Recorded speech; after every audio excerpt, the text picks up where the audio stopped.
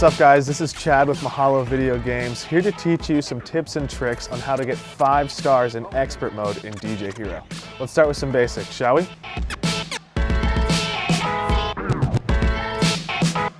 Okay, so scratches. This is probably one of the hardest parts of the game. Now, a lot of the time, you can hold the DJ pad like this, and you can kind of get away with having your arm angled flat and just kind of doing it that way. This is #1 champion sound, yeah, but there are a lot of really fast scratches in this game, and I found that the easiest way to do those is instead of placing your hand like this, you've got to angle it and make it more of a flick of the wrist motion, kind of like this.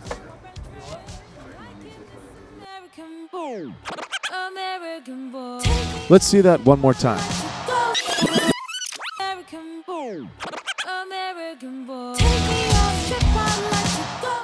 That way your arm's not going to get super sore every time you're trying to do these impossible scratches. And honestly, I've actually surprised myself quite a bit with how easy some of the scratches can be once you make that little angle with your wrist.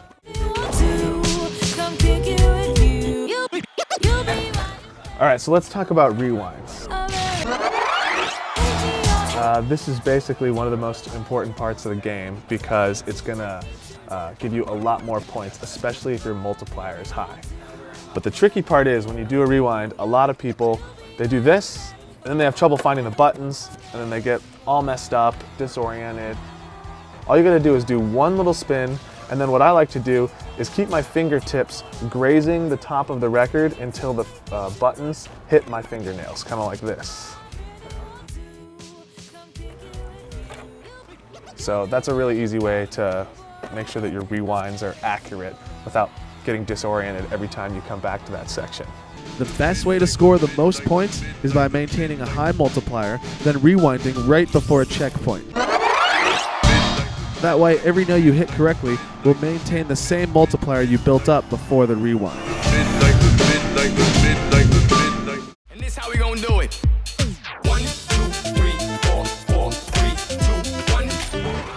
So let's talk about crossfades and spikes. This is probably one of the most important aspects of DJ Hero. Basically, you've got the crossfader right here. So sometimes this game can be tricky. When I first started playing it, I always thought that the crossfader had to be to the center of the little dial right here, but it actually doesn't. It just has to be close to the center, okay? So don't feel like every time you gotta get it right into the groove. Otherwise, you're gonna drive yourself crazy. Just sort of flick it a little bit so that it's more to the center than it is to the right or left. Let's watch that again.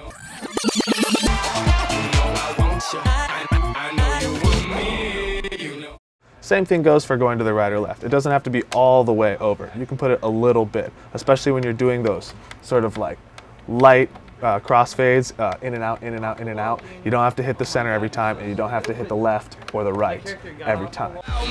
And this how we gonna do it.